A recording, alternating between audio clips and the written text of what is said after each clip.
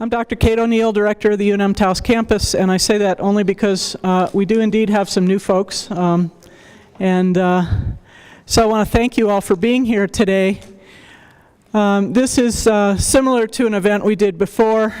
We are doing our best to try and fill everybody in on what's going on to the best of our knowledge in terms of the facilities at UNM-Taos. And so we are tape recording this, we're videotaping it rather, so that anybody who can't be here, we want to give a shout out to you as well. We hope you get the information you need, and we appreciate you taking the time to look at this on the web.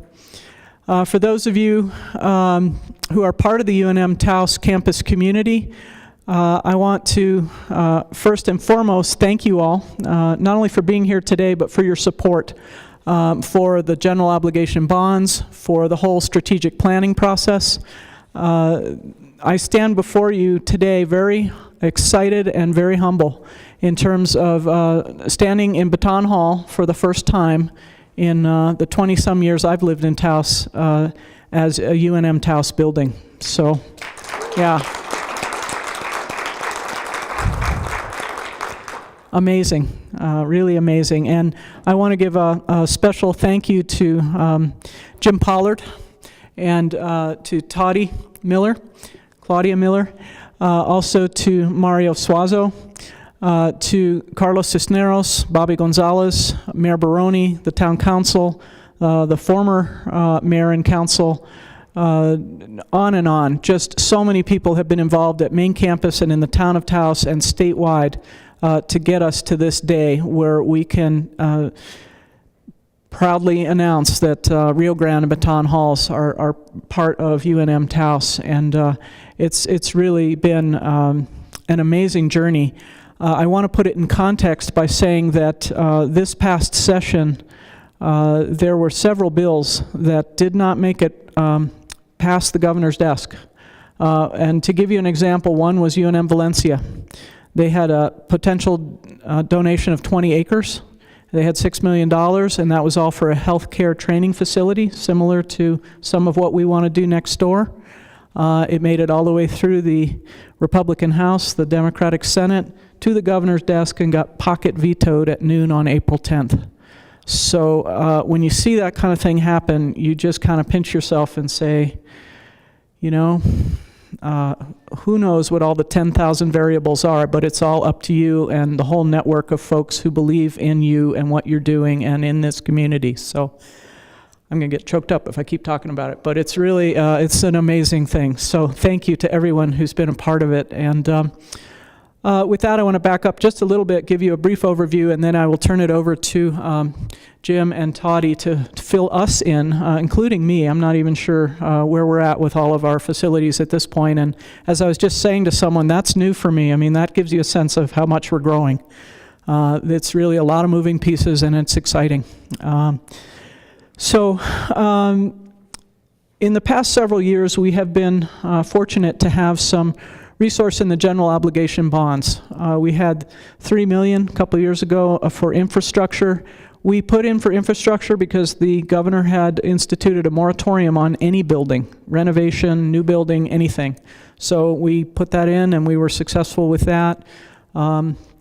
This past 2014 fall, we got the $4 million for the healthcare training center, but we were not sure how that would come about, if that would be downtown or at Klauer, or even with that moratorium in effect years ago, we had talked to the hospital about possibly doing something out there. So it's been 5 years. In fact, I got an email the other day from Peter Hofstetter in Oregon saying, congratulations, I'm finally getting those buildings. So it's really, the folks who've been part of these discussions know it's been quite a long journey.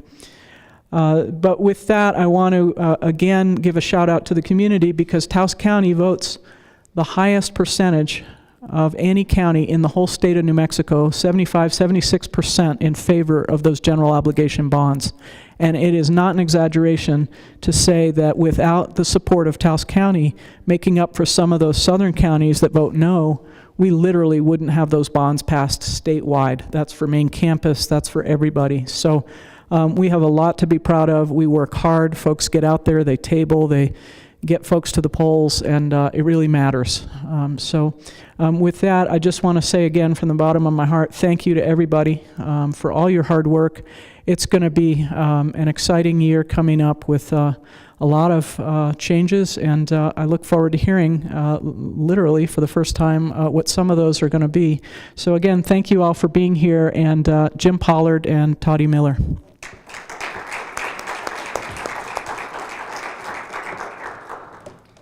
I can make this work. I'm Toddy Miller. I'm a planner from UNM, Maine, and one of my favorite places to work is Taos.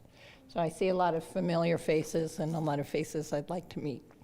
One of the reasons I enjoy working for Taos, or with Taos, is all of the success you've had. If I can have any part in helping you go where you're going, it's a very exciting job.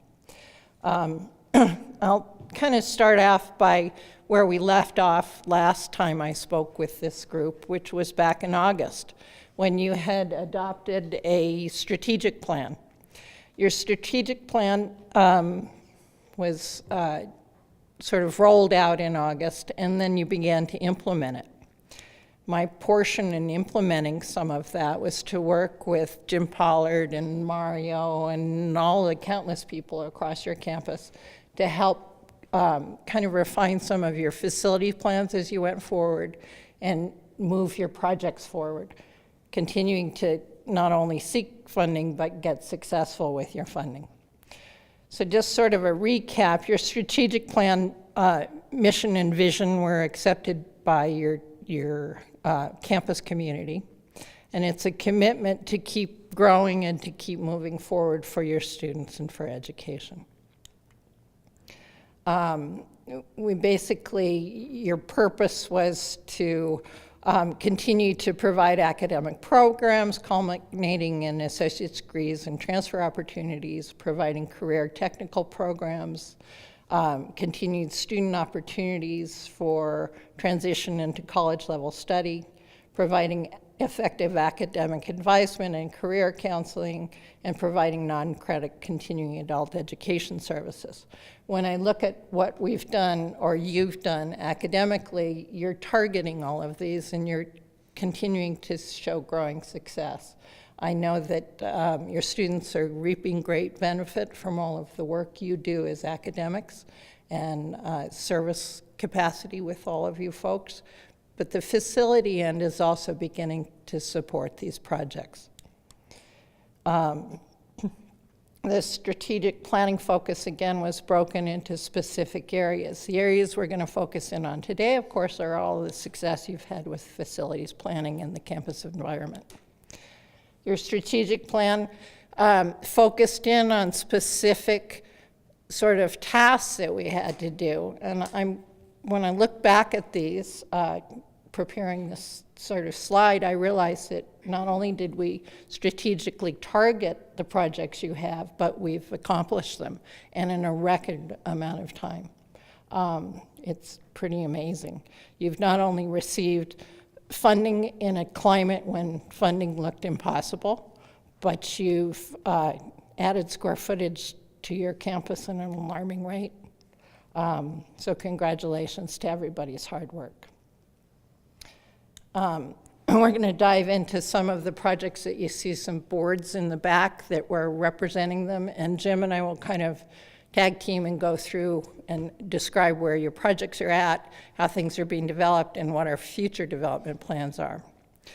So, working with Jim and Doug and a whole group of us, we've been kind of playing with developing a master campus development plan for Klauer. If I can remind Kate of some ugly times, we at one point came up with this sort of giant master plan that had no business being any part of Taos. It was too overdeveloped, it didn't speak to the community, and it also was a development that couldn't be funded. So we began to relook at it and say, what does Taos really need? Taos needs to speak to its community, to speak to the environment it's in, and to create a Klauer Campus is a centralized gathering place to create that core, that campus that has a real identity. You have the beginning clusters of where your buildings are, and it needs to fill in. So we brought in a very talented landscape architect from UNM, the UNM landscape architect, Sue Mortier, who came up with an idea from all of your guidance and strident guidance saying, we need to find our core. And she did it by looking at what a landscape core would do. So I'm going to have Jim sort of talk about how this schematic master plan for the campus was developed around those initial ideas. Thank you, Toddy. That's a very important point. The landscaping at this campus is really the core at Klauer Campus. That's the direction we have been following, and that's the direction we've been giving everybody. But when you go out there, you can't help be struck by the beauty of the place. This schematic master plan is a vision which was compiled by several people over the years. Probably, it's amazing how similar it looks to a vision that was created in 1995, actually. That's mainly because the landscape is so striking that you have to stay with it. So this is just a schematic representation of what would happen 15 years, 20 years from now if we had so many students and so many staff and faculty we didn't know what to do with them. And you'll notice the darker shaded buildings to the bottom, and to the left-hand side are the existing buildings that we have right now. The white buildings at the top are just a representation of where would we put the next building. If we needed 6 more classrooms, if we needed a science laboratory, whatever the need is, this isn't necessarily an identification of the use of the building, it's just an identification of where we would put a building, how we would bring the traffic through, how people would get there, how we would take advantage of the utilities. So, starting with that as a vision, in setting this up, we set some concepts. Peter Snyder and I have been working together with a bunch of other people on trying to come up with new teaching and presentation systems with today's technology. So Peter, if you'll just watch how clumsy this is for me to keep turning back and forth, you'll see what we need to do, I think. You'll agree. We really want to keep all of the existing features, all of the sagebrush, all of the arroyos, all of the views, all of the natural flow into the town of Taos. This view. The property slopes from the south to the north, from the back end up from Pueblo Hall down to the front. It also slopes from the southeast to the northwest. Awful lot of undisturbed areas. Although we're going to present a formal landscaping plan, we want to keep it natural. We're going to return all of the disturbed areas to natural. It's going to be mostly sage and chamisa. You may at some point see some Apache plume or something for a little touch of color here and there, but it's going to, in a couple of years, it's going to be totally natural again. We want to keep all of the natural ways, all of the arroyos. We want to create some plazitas for gatherings and multi-purpose areas. If you were here in August, you may remember this sketch that Sue Mortier created for us. That was the vision we gave to the landscape architects. This is the snack bar. It was essentially a series of pathways. Here's the Student Success Center. These visions, I don't know where they came from. I think it was some stock images they found, but they fit at the time. This is what came out of it. This is the Student Success Center that's going up right now. In the next week, you'll start to see the parking lot with a turnaround drop-off area starting to be created. It'll be finished before we start school in August, before that semester. The parking lot will be finished, and will be finished up to the front door. That's phase 1 for landscaping.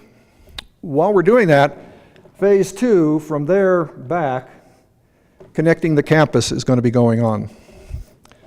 If this looks like a river to you, blame Dr. O'Neill. She wanted a trout pond. She wanted a working acequia. She's wanted all sorts of things in her vision over the years. And it came to all of these people that we were working with that this is probably pretty boring, but most of the water in all of these buildings dumps right there in that center spot. You know that really complicated set of stairs that we have at the campus? You go up, you go down, and you go back, and you go forward, and then you can finally get your coffee. From an ADA point of view, it's a nightmare. Well, since all the water comes in this spot, we decided to exaggerate it and to make it a dry bed, or a dry stream, if you like. It may only see water 4 or 5 times a year, but when it sees some water, it'll look fine. I think most of us agree when we see a dry arroyo, when we see some natural areas, we can see how beautiful it looks. So that's the base, or the core, the edge of this commons area of the landscaping that we're going to be putting in. So we redo these sidewalks and the walkways, getting rid of or making our ADA access issue much easier than it is now. We don't really get rid of it. Getting a direct path from Peralta to Pueblo Hall, and having a more pleasant walk. I'm sure you've all been here a lot longer than I have. You noticed that every time we put up a building, we never get to finish it. We don't do anything outside. We typically have run out of money. Thanks to the infrastructure money a few years ago and getting our dibs on it, we have an opportunity here to finish it. Let me see what else I can describe about this. The access way between Peralta Hall and the Student Success Center is going to be heavily landscaped with things that will live in that dark corridor, but it's going to be smaller. It will still give the maintenance group a chance to get through there with their equipment, but it's not going to have this sort of 30-foot scale that we're used to seeing all over the campus. There's a series of small plazitas around which are going to contain sculptures in certain places and shaded covers in others. Thanks to 1% for the arts, it's a public arts program. Whenever a state entity builds something, we donate 1% of the capital budget into a fund, and sooner or later you get to pick some art. I'm pleased to say we've got 3 really nice, beautiful pieces of sculpture for the outdoors, and an awful lot of art which is going to fill the Student Success Center at this point. Some of these little areas here on the top, the sort of white area, is a sheltered ramada, a pergola of sorts. It'll have some expanded metal, so it's going to be kind of a nice filtered light and some seating areas. Actually, right here where this parking lot is going to go, if you go out between the kids' campus right now and those storage containers, you'll find the first piece of sculpture. It arrived last week, and in just a couple of weeks we hope to put it in place. This is a more formal approach to what you just saw. For us, it breaks it into different zones. We've had to plan out how we can do the work. You do the work while the campus is operating and not get in anybody's way, not hit any utility lines, and keep everything growing. We're going to give you a schedule in just a few minutes as to how we're going to make all that work. Current projects. Kate mentioned our infrastructure project for $3 million. We have multiple projects which have been ongoing, and it's been helping us do certain renovations in certain places, and with some of the portable buildings and lighting and parking lot access. You know, we had the $3.5 million for the Student Success Center, which will open this summer. And the Phase 1 landscaping I just described will be complete. It won't complete in the summer. The Phase 1 will get us up to the front door. Phase 2 will get us up to Pueblo Hall, and that'll be done by December before we go away on Christmas break. Civic Plaza, Health Careers Training Center. Can you see over here on this side? God, it's ours. After all of this, God, I can't tell you how happy I am. $4.6 million. Basically, the building is $1. The rest of the money is going to equipping it and bringing it back to a state that it should normally be in. The design right now is 80% complete. We've used a little bit of the money that we had stashed away in other places to keep the project rolling because it was taking so long to get the project approved. Construction, I'll get to a detail sheet in a minute, but construction will begin this summer and will be complete by 2016, by fall semester. The Student Success Center, which is the first to open, that's the red. The addition to Padre Martinez Hall, Essentially, it's to provide study space, gathering space, and those student functions which really make or break a student coming into this college and being able to, I think it's probably the most visited group of offices in the 2 years that you're here. Essentially, it's a one-stop shop. All of the functions that will serve in there will be admissions, enrollment, financial aid, advising, catalog preparation, orientation. The 4 classrooms I'll show you in a second will open up to be a space that we can use for large assembly work or for graduation. And all sorts of other student activities. And the business office will be all in one place. I think so. It's really, truly going to be a one-stop operation. This is the concept. It probably actually looks like this right now with some of the silver and white that's on the building. The color coat will start to go on maybe late next week, as soon as it passes its inspections. Interesting building. One of the things I'm really happy about when I interviewed here 4 years ago, Dr. O'Neill showed me around, and I was really impressed with everything that had been built, but everything looked like a box with windows and incomplete. And I think this is truly, like it or not, or however strongly you feel about it, this is really a work of architecture, and I'm really happy to see it out there. This is a layout which is really hard for you to see here. Claudia and I will be glad to take you through back here, but roughly in this corner are going to be the business offices. This entry that we traditionally come in now is going to stay the same. It's going to be a study area. It's being refreshed and revamped. It'll have computers, it'll have some chairs and places for people to gather, for students to gather. And it's an open space. You can round this corridor, down this way, and you come into this large, open student study space. Gathering space, tutoring space. 4 classrooms used to be 8. You remember we had a stack up of 8 milk cartons? They went really up to the sky. They're now 4, and I think when you come over on some of the tours and you get a chance to see it, you see it's much more comfortable and a much more meaningful, well-built room for 30 plus students. Everywhere else on campus, when we hit the number 30, we're jammed up. We can't move. You can't walk in the aisles. This is the main entrance to the building. The driveway came in here, and there was a little drop-off point, a little cul-de-sac. We expect that people coming in to register, parents coming in with students, visitors, will be coming in that door, and they'll immediately be coming over here to the services desk. The student or our client or customer will tell that receptionist who it is they want to see or what they want to see them about. Arrangements will be made so we don't have people just walking loosely around the halls. Somebody will make an appointment with Gina, and when they're ready, they'll come out and they'll get that person and walk them into this group of student success offices. This office is blessed, at least over here, in that it's got a really nice conference room. When you get a chance to get a tour, a conference room for that staff, for the first time, really, really comfortable. The one we see now in the Department of Instruction, I think, is still a little bit cramped and difficult to use and not very comfortable. Back to the open student gathering space. This is a big, big conference room. I say conference room, but it's also a room that we will assign for tutoring. It's a room where students can gather if they have a special project.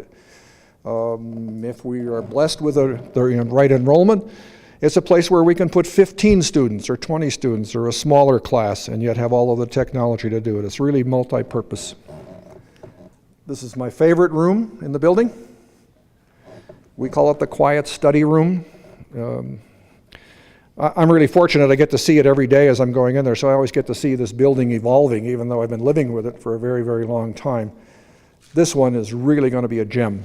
Great places for art, great places for students to sit and be by themselves, or for small groups. Should be the first place you visit when you get over there. Oh, I guess I should have showed you this picture. So here's the counseling offices with privacy and security, which is finally security, especially with the incidences we've had. This is the large, sorry for the sketch, it's the large learning commons, that commons area I described up here. These fuzzy lines up here, I don't quite know how to describe how the ceilings are going to look to you, but I think you'll be really pleased when you see them. They're not traditional ceilings at all. They're going to really make the space. So here's a more graphic or a computer-generated image. Both sides of the building have clear story windows up at the top, bringing in a lot of light. And as you can see from, if you see it when you come into the campus, you see these large, monstrous windows. So light will no longer be an issue. Next project, right here. 26,000 square feet. You know how long it's taken us to get 26,000 square feet out of Klauer? Bravo. Yeah, good job. This building is being purposed first. The whole entire space is being purposed for programs, but the specific programs are really occurring in Rio Grande Hall. This is being purposed more for general purposes, for workforce, for media services and digital services and other things right now that don't require a lot of internal construction. The main thrust of this was our healthcare career center, the nursing program. By the way, I should call attention here, in 2016, fall semester, we will be able to offer for the first time a bachelor's degree in nursing, thanks to a program that's being done with UNM main campus. And maybe Melissa can tell us a little bit about it later when we get along a little further. Health care, health careers. I think the best way to describe that building right now is its main purpose is the nursing program and EMT services, which will be right next to one another. There's a biology lab in the back. The traditional holistic health and movement classes that we have are being conducted still. They each have their own room now so that they're not sharing as they are now at the Med Center. In some cases, we have 3 and 4 different disciplines in one room. No space. Everybody's on top of one another. CNA will continue. Emergency medical services will be able, we think, we have the equipment now and we have the space, we're going to consider offering some paramedic programs and certificates and associate's degrees. It's a little upside down. We're sitting right here in Bataan Hall. This is that sort of open courtyard on the main street as you came in. This is where they had the commercial kitchen today as you go through. These are the nursing offices and classroom, simulation laboratory. I'll show you some pictures in a minute. EMT services, massage, movement over here, biology lab. Right here in the center is something we're calling a home environment. For many of the programs, it's necessary to go to the home health care, EMT services, CNA services, other things that may need to be done. We can imagine a situation where somebody goes and does their practice in the home environment and takes care of a patient. We can imagine a situation where it's an emergency situation, the patient has to be removed from that home environment and brought somewhere. Here comes the EMT group. The EMT group will be able to transport that patient down the hall in the EMT room. There will actually be an ambulance simulator. It will look like a full-size ambulance and it'll be equipped just like an ambulance, and people will receive their training there. They'll bring them in, get them out of the ambulance, bring them into maybe an emergency room situation. Whatever other hospital environments need to take place, they can be created here.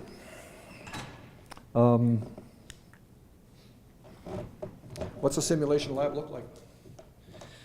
I don't think you'll get all the wood trim, but it will look good. This is was a simulation room that was built by the company that is making the offices at the Student Success Center and will also be doing the interior walls here in the Med Center, in the Health Career Training Center. This is made by a company called DIRTT, D-I-R-T-T. They call it Do It Right This Time. they need some advice, I think, on a name. But it is beautiful, beautiful stuff.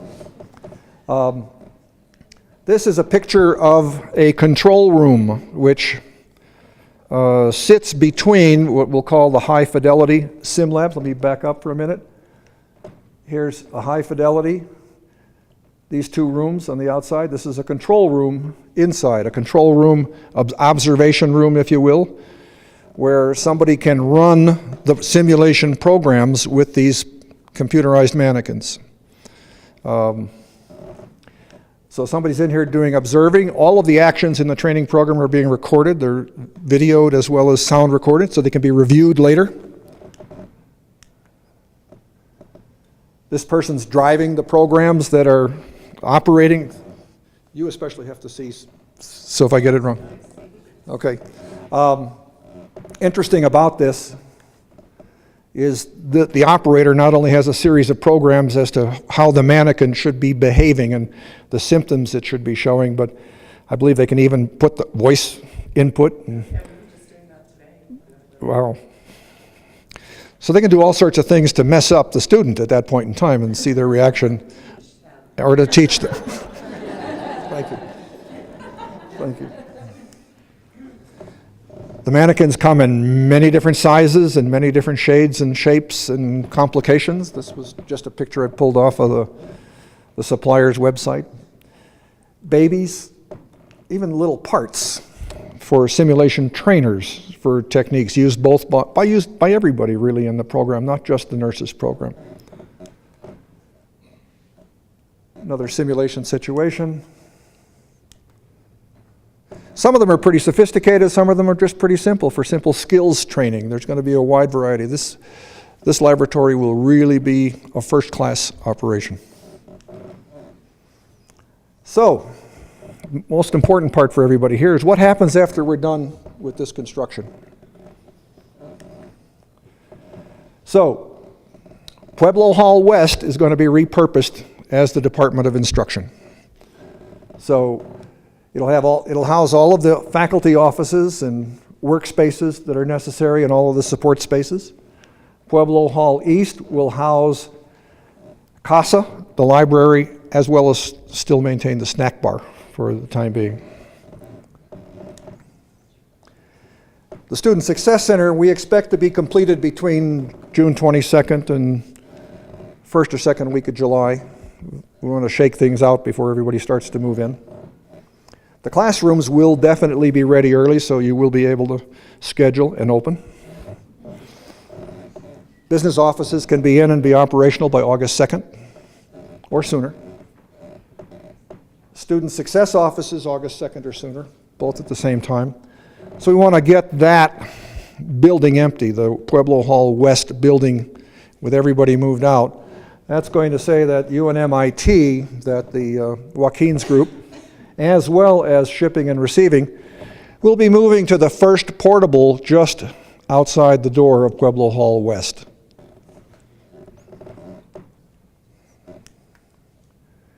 After Pueblo Hall West is refreshed and repainted and re-equipped accordingly, the Department of Instruction will move out of East. And we want to keep this in an orderly fashion, so we're looking at the 4-day weekend over fall break. We would hope to have everything up, everything running, everything plugged in and tested, and then lastly, you pick up your boxes and somebody helps you move over. After Pueblo Hall East has been refreshed and re-equipped, CASA and the library will occupy the building fully at Thanksgiving weekend, the next available break. The library will begin organizing and moving right after the end of the semester because that space should be available. The portable building now occupied by the library as it moves out will be repurposed into a new biology laboratory and classroom that is now required by our schedule. The portable buildings now occupied by CASA, when they're gone, will be refreshed and prepared, and there'll be 2 general classrooms at the moment. Over the summer, we're going to add some water and a drain and a sink for room 121. I think we've been teaching physics and geology in there. Cleanup is a little bit of an issue. But we can't get water to that room really well, so we'll be able to give them one sink. They can function a little better, but it's still not a biology lab. New storage facility. An observation pad is being prepared for the astronomy classes for the science department. That's going to be out just south and west of the last portable, the westernmost portable that we put in last summer. And that should be ready again for class when it starts. Before December 15th, we'll have this commons area, the landscaping that I talked about, paved walkway and all of the connections and the irrigation at least in. Although the landscaping probably will not go in until the spring, but it'll be set up to take it. Before December 15th, we will have received this large collection of art that we've been talking about, and it should be hung. And I think at that point in time, we're going to be able to call the Student Success Center complete. Bataan Hall, the Health Careers Training Center. I got to get the name right so that I can teach you all what it's going to be. We're now approved to go forward. As I said, the drawings are about 80% complete. We expect to go out for the request for proposal in June. Probably take us a month to 6 weeks to select a contractor and negotiate and get ready to get started. So it's still a summer start. I promise we'll be open by the fall of 2016. Okay. Barring any unforeseen circumstances, the existing med center should be vacated by December 2016, I hope. I don't know of anything else that'll be hanging over at that point, and we can all say goodbye to it. Well, this is the amazing thing. This is how far we've come. You may have seen this before. We've just picked up 37,000 square feet of new space. This is amazing. Kids Campus, Career Tech, that was the last meaningful thing we did. And I know you don't like that we're counting 3,600 square feet of portable buildings, but they've saved our necks here for the last couple of years. Actually, and total square footage for the campus now 54,600. Okay, are there any questions? Would anybody like to? Thank you.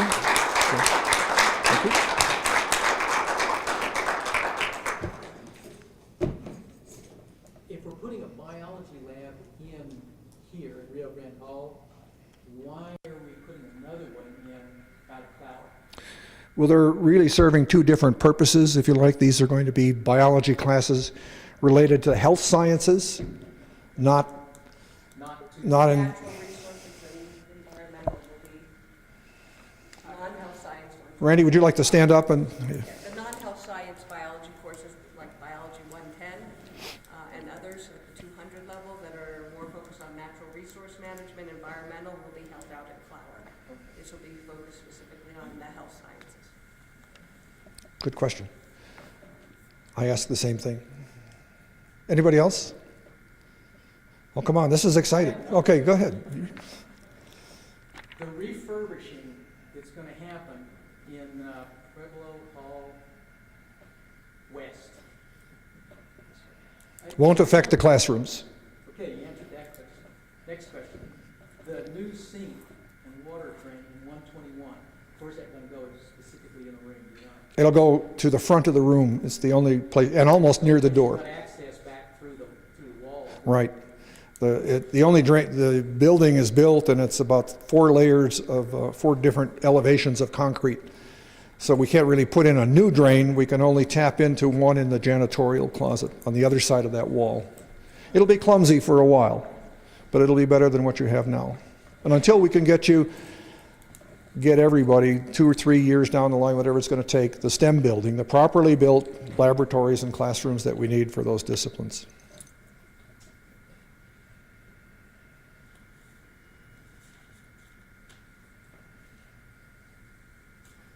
What a group. Tommy, you keep going.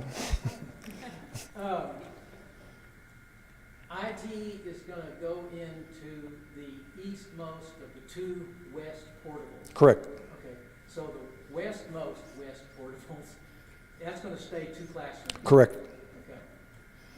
Correct. So when all the dust clears and all this is over with, and in addition to what we see as the traditional classrooms in Pueblo Hall East and West right now, you'll have 4 large classrooms in Padre Martinez Hall, 2 classrooms in the repurposed Casa building, and 2 classrooms in that westernmost portable building, as well as a biology lab.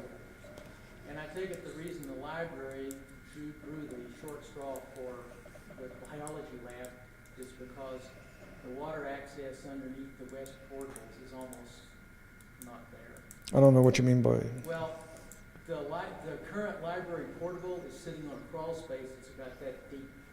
Those west portables are only about that. That's correct. So is that part of the reason why that was chosen? Yeah, there were several reasons for that to be the choice for the biology lab, and that being one of the reasons. Correct. You're going to have to run a lot of plumbing for a traditional biology lab. Right now, not really very much. Really? Right. You don't have the kind of water and drainage that you have in a chemistry lab situation. You basically are using cleanup sinks and things. So, I'm done. Erica.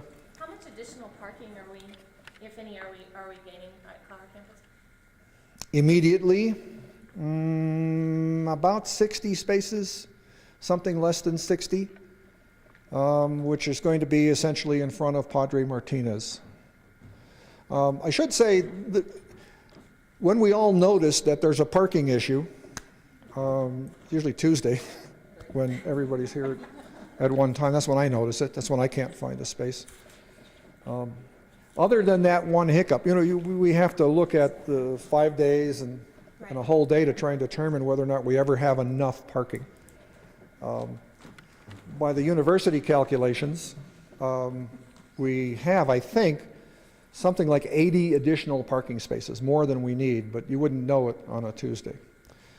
I don't think I have a drawing here or a sketch here, but one of the first things we are going to do with infrastructure money when it becomes available is to try and top up and fix that parking situation, because it's usually less expensive, and we have some ideas on that master plan where it should go. Could I see that for a second? Little heresy here to give you all heartache right now, but probably the easiest thing to do is for us to pull this parking in front of Pueblo Hall up closer to Pueblo Hall. It makes much more sense in terms of the road, but mainly about 3.5 feet of our other ADA access issue will go away if we can bring the parking up closer to the building. Enrico. Continuing along the same line, it looks like the access, especially the lower part, instead of the main road coming in close to the buildings, it's on the exterior, the far side. This is a far-reaching plan. How likely and at what time might that route change? Well, I'm trying to think of budgets and monies that we're trying to request and put into our plan. And I bet, if I had to bet 3 years out, one of the reasons this suggestion is in place is that in addition to students and staff and faculty, we have services which have to be provided to the building. We have shipping and receiving, we have maintenance, we have waste hauling, we have to have access out to the solar array. And it makes more sense, we think it makes more sense at this moment with the way it's built to go around the campus eventually rather than go through it and cut through all of the buildings. Eventually, even this road that we see now between the buildings, it'll remain there for the fire department, but it'll be more of a pedestrian access than a roadway, because we'll get those shipping and receiving and maintenance areas out of there. This is a vision, and it sort of sets out the principles that we would like to follow as we're putting in place each new part of the puzzle. In the meanwhile, are you considering naming the parking lot? Are we considering Naming the parking lot? naming the parking lots? It's difficult when you're trying to explain to somebody where on the campus, and so I've mentioned, I think, to Todd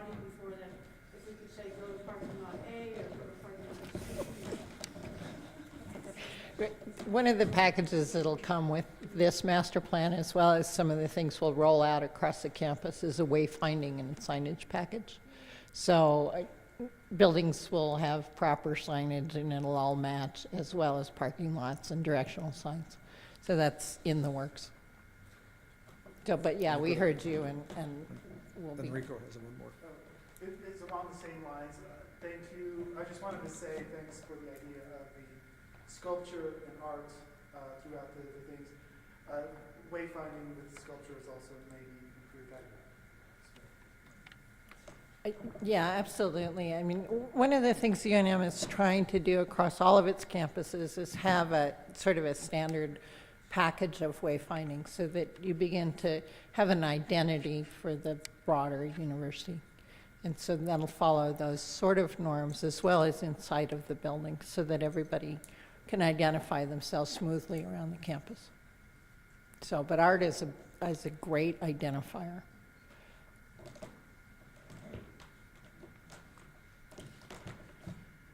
Dr. O'Neill, would you, or actually, I'd like, before I call Dr. O'Neill back up, I'd like to call Melissa Offenhartz up just for a moment to see if there's anything she, sure.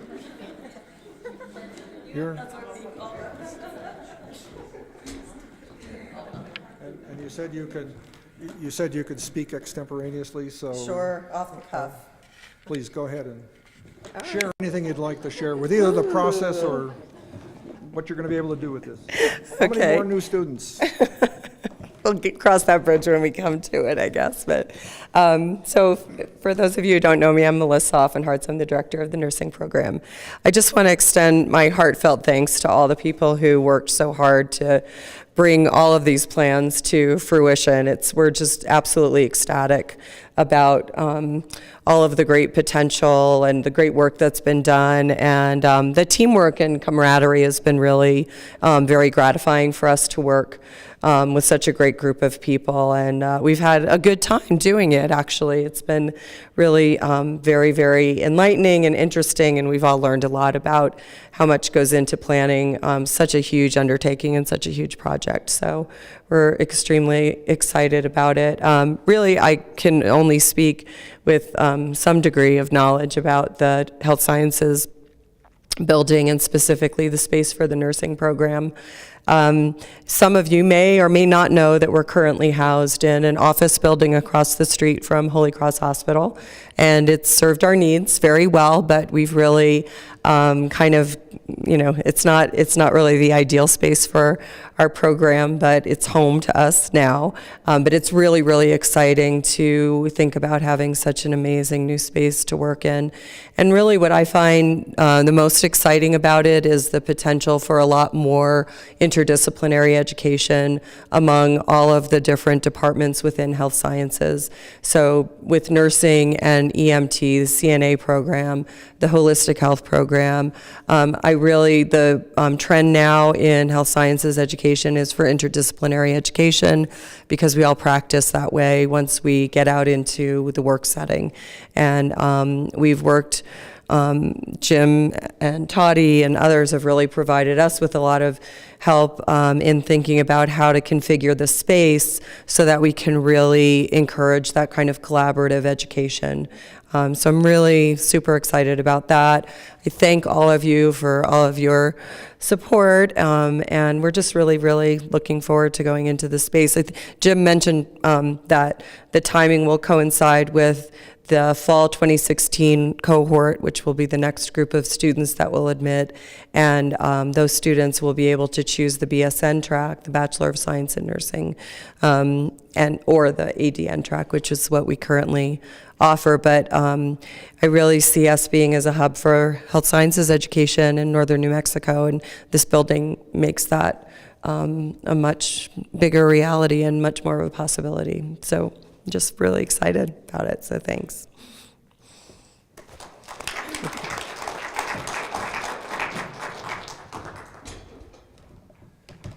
If there's no more questions, Dr. O'Neill, would you like to close us out?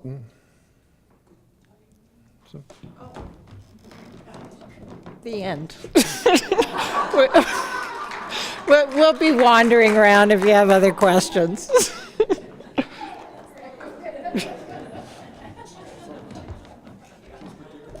That was classic. Thank you. No, again, I want to thank you all for being here. There are a lot of exciting things happening. I know that there are going to be a number of sidebars folks may want to have, so Toddy and Jim will be here to answer questions. The schematics are back there, and stay tuned. We will try and keep folks updated with emails and updates to the website. And by the way, a shout out to Louis and Enrico for the new website design.